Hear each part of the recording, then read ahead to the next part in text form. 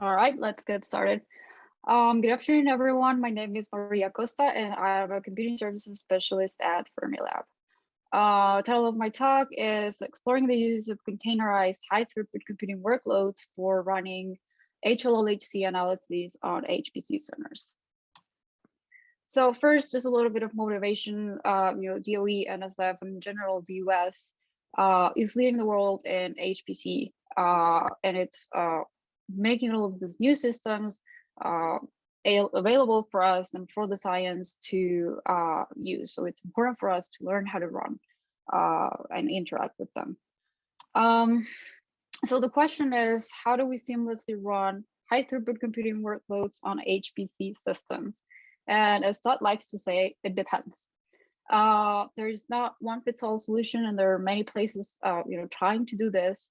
But I'm gonna offer an overview of two main strategies that we are looking into. So to start answering these questions, there are kind of two dimensions that things that we need to look at. So the first thing is inherent restrictions of HPC systems. So things like we have limited remote access for submitting jobs, data transfers. Sometimes we have to pre-stage our data beforehand, and there's usually complicated networking topologies, and there's restrictions in how far we can go into the HPC. On the other hand, most of these centers have very big, robust file systems, so we can make use of these tools that we have to kind of compensate for the limitations that we have. And recently, we gained the capability from HEPCloud, in which we can move jobs and their data from one SCAD or one place to another. The second kind of dimension is the technical side of things. We have to learn how to deal with this other types of batch systems. We have encountered PBS, LSF, Slurm, even proprietary batch systems that we need to learn how to interact with properly. And of course, we need HTC binaries to be readily available for these kind of new types of machines. So including Power, which is upcoming for Todd's talk. So I'm not going to go deep into what HEPCloud is, because Marco kind of explained it in her talk, but basically it's a scientific gateway where we have different types of experiments and job requests go into our system. We analyze them, make decisions over them, and we provision different types of heterogeneous resources that will satisfy the demand for whatever types of requests we have. And the resources, the heterogeneous resources, can look as HPC centers, they can be remote grids, it can be a public or private cloud, or it can be even another local HTC pool. So HEPCloud has an advantage in exploring diverse integration paths, because we already know and we are already provisioning different types of resources. So in terms of opportunities, the decision engine, which is the kind of the central component of HEPCloud, has a modular design, which kind of allows us to plug and play different integration techniques into the system. We are already capable of handling commercial cloud bursts and some HPC submission to NERSC and other centers. So there's, some of the infrastructure is already laid out for us. And the decision engine is based on Glide WMS, which gives us powerful resource management and allocation. There's also challenges to us because we do not own or operate any experiment submit points, so we have to go to the experiment and figure out how are we going to take their jobs, their resources, put them into infrastructure, our HEPCloud infrastructure, and provision resources for those jobs to run. Of course, we need to guarantee monitoring attributes, traceability of jobs, etc. We need to deliver those to the experiments, and the data transfer problem that I just mentioned.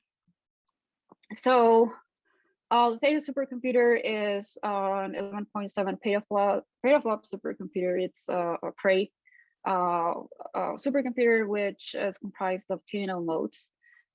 Each node has 64 compute cores, 192 gigs of memory, and 128 gig SSD partition, which we can use to leverage disk operations.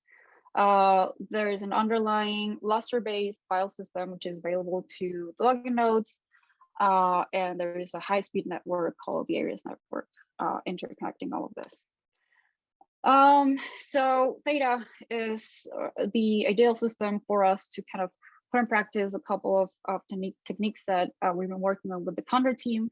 So we have an ALCC allocation for last year, which enabled us to implement the split starter on Theta, which I'm going to talk a little bit about later. And then we had a smaller allocation granted for fiscal year 22, which enabled a second phase of research and development for Lumberjack, which I'm going to be talking about too. So HEPCloud split starter it's basically a proxy startd on the public network. So proxy or ghost startd that is able to talk to your local bool, and it has a way to connect to the HPC. The initial design uses SSHFS or opens an SSHFS channel with the HPC because it's usually users have SSH access to some set of login or edge nodes on HPCs from where they can interact with the rest of the file system. So these proxy startd it's on the public network, and it will advertise itself to the pool, and it will accept jobs coming from the SCED. This kind of proxy startd will write the job and its data, job definition and its data to the file system, either through SSHFS or any other mechanism.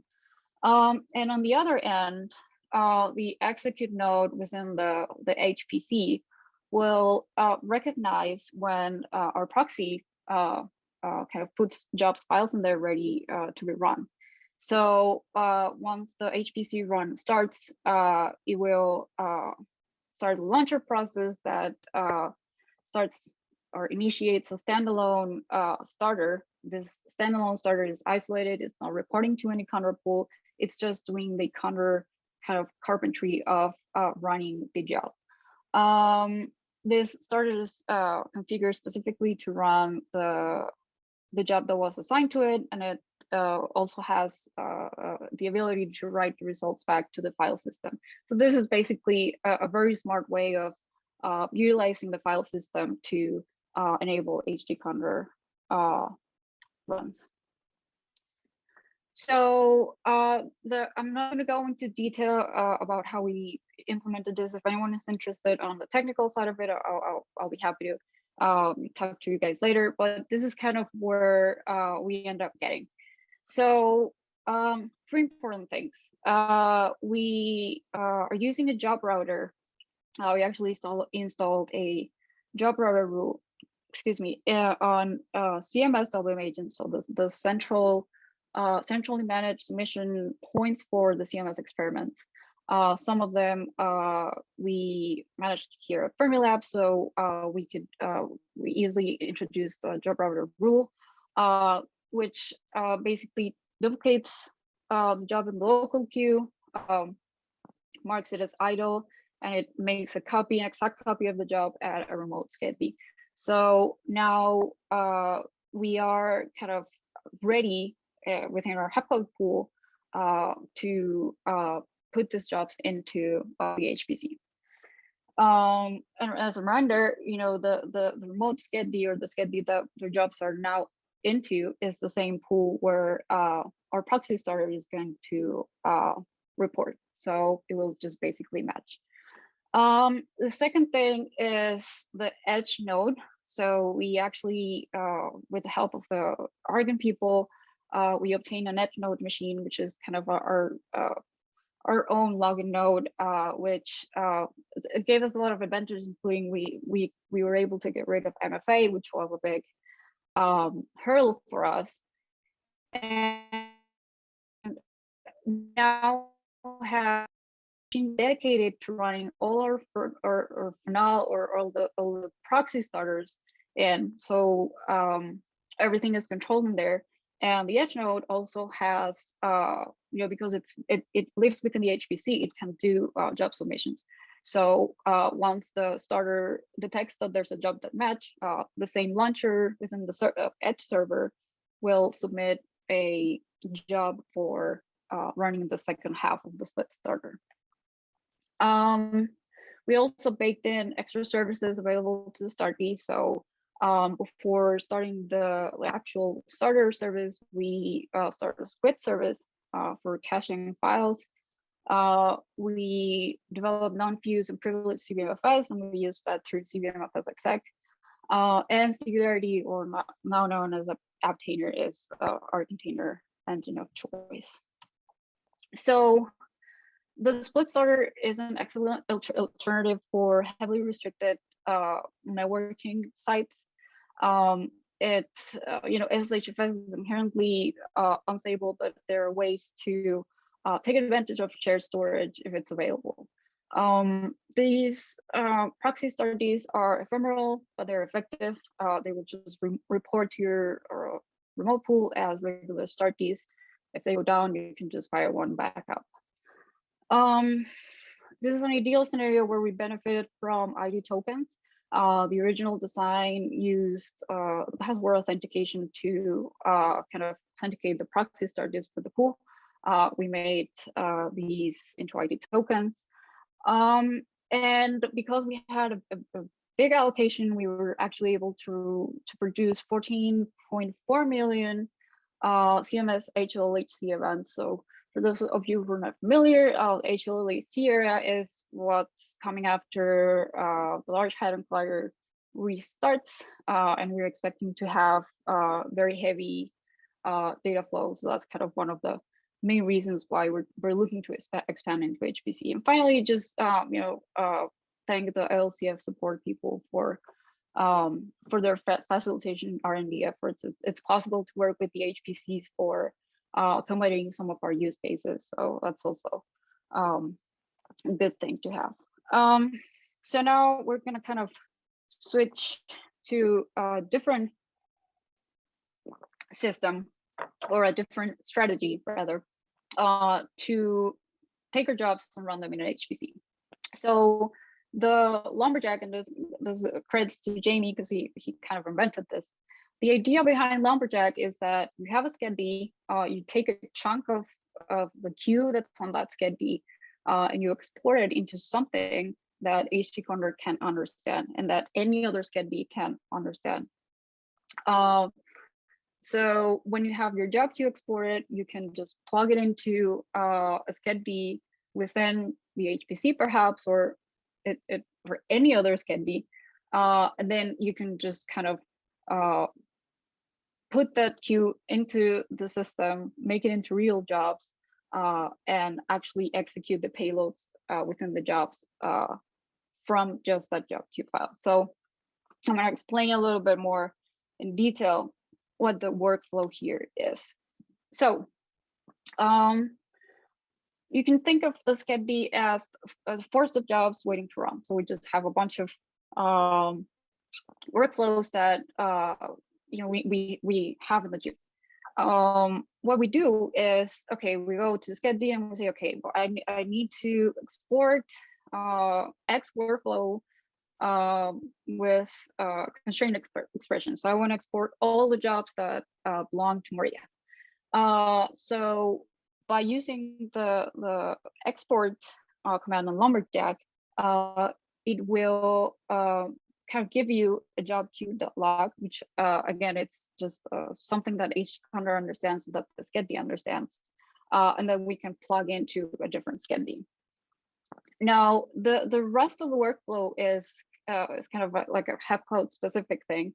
The Lumberjack capabilities really are the ability to export and to import metadata. The other components can be built around a specific use case. So in our case, once we have a job queue.log, once we have a set of jobs that need to run remote schedule, we estimate, make adjustments, actually do the remote processing. We gather the results and outputs, and we re-import it back to the schedule, which produces some really nice data. So going a little bit into detail, the Condor Lumberjack, like I said, it's just a couple of functionality in Python bindings. So what we did was we wrote a Python wrapper for basically calling these commands, inputting a job constraint and other characteristics of the jobs that we're going to export. And then when the execution finishes, what we get is just a job queue file ready to plug into another schedule. So here's our job queue file. And the second step here is we need to do file staging and resource estimation, because only by importing the job queue, we kind of guarantee that job input files are into the system.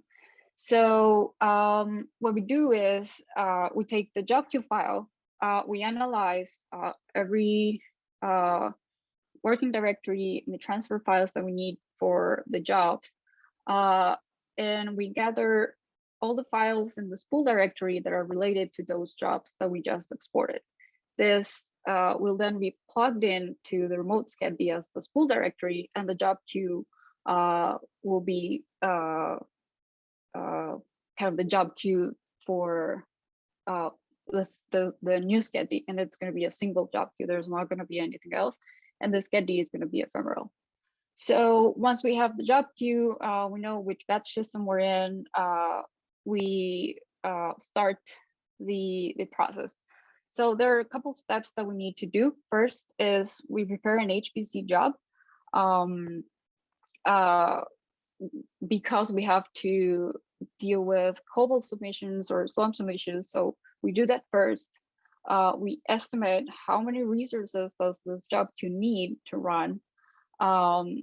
We analyze the job queue log and automatically transfer from the original schedule every single file that we need. We build a submit script on the fly. We don't have anything written down because everything depends on what the job queue is. And we basically submit something that's called a Sawmill payload. So we just called it Sawmill because it's kind of the next step of Lumberjack. So Sawmill is basically a containerized job, which you basically bind mount the job queue that you exported from the original schedule. It will start a squid for you, and it will start a singularity container, which has an entire HEPCloud pool inside. Why do we need an entire HEPCloud pool inside? Well, because Lumberjack needs us to have a remote schedule dedicated to this job queue. So containers are an ideal way to do this. The schedule needs central managers, so we kind of just piggybacked on the official HTC Docker images and so designed this container, which runs the central manager process and then fills out the rest of the resources allocated to the job and with execute nodes. The execute or start instances are tailored specifically for the jobs and the requirements from the job queue file. So we know beforehand how big of slots we need, so we just tailor them exactly to what we need. Again, we provision ancillary services, and we built in an entry point script that monitors for internal queue status, and then we perform some stage out. So the final steps, which is the time where the Sawmill pilot has completed execution within the HPC, it basically spits out a tarball file, which is then transferred back to original schedule, and through the same Condor Lumberjack wrapper, it's imported back into the schedule. When this tarball is imported back to the SCHED, the jobs that were marked as being executed remotely kind of come back to life. They're marked as completed, and then we're done. So we basically took the queue, threw it into an HPC, put it back into the SCHED, and we're done with it. So results of Lumberjack. This is a unique opportunity for on-the-fly partial or total SCHED queues, job processing on any remote system capable of running containerized payloads. So basically, this is not only this is not a good opportunity for HPC, but it's a good opportunity for anyone who wants to just take a chunk of your queue, run it in a container, be done with it. We did run into some challenges integrating with CMS WM agents. So it would be ideal for environments where SCHEDs are less complex. Just a final summary comparing both of them, kind of non-functional requirements in terms of performance. They both do what they're meant to do. Split starter just runs a start D for you. Lumberjack has the potential to improve performance actually, because if you have 1,000 workflows waiting in the queue, but you can just take 500 of those, throw them into an HPC, put them back, you are actually improving your performance. In terms of usability, the split starter, and again, this is for our implementation of the split starter, our implementation for Lumberjack, it's not on the strategies themselves. Usability, split starter, it has a learning curve, but we designed Lumberjack in such a way that everything is done kind of behind the scenes for the user, or the file transfers and all the path translation is done for the user. In terms of reliability, the split starter or our implementation of it depends on the file system. So this could be fragile at some point, and the edge node load increases with each split starter instance. So as we got a yellow mark there. In terms of Lumberjack, because we know the queue beforehand, we can configure everything properly, and the system is sort of guaranteed to do what you need it to do. In terms of portability, the split starter, it's tailored to the HPC, and not only to HPC batch system, but to the restrictions and challenges to it. So it's not portable, but it's a robust solution that it's good to have under our belts. In terms of Lumberjack, I got a yellow mark because it is portable in the sense that it runs in containers, but it could disrupt original SCHED functionality. And that is also translated to system resilience, where the split starter does not kind of disrupt any of the system components, and with Lumberjack, there is risk of doing that. And finally, just some conclusions and looking ahead. So it's important for us to do, to invest work and time in this R&D efforts, not only because, we have data events coming our way, but also because we can come up with innovative solutions or things that we haven't thought about before with new possibilities. We need to integrate or we need to evaluate our R&D efforts, but also try to put them into production. So we need to integrate this with the decision engine, which hopefully is coming during summer 22. Again, importance on collaborating. Thank you to the Condor team, because all of this is just a joint effort.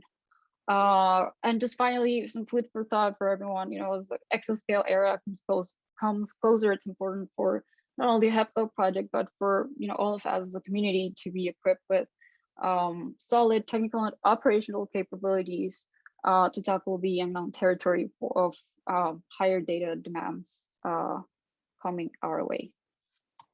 So that's all I had. Do we have any questions? Thank you, Maria.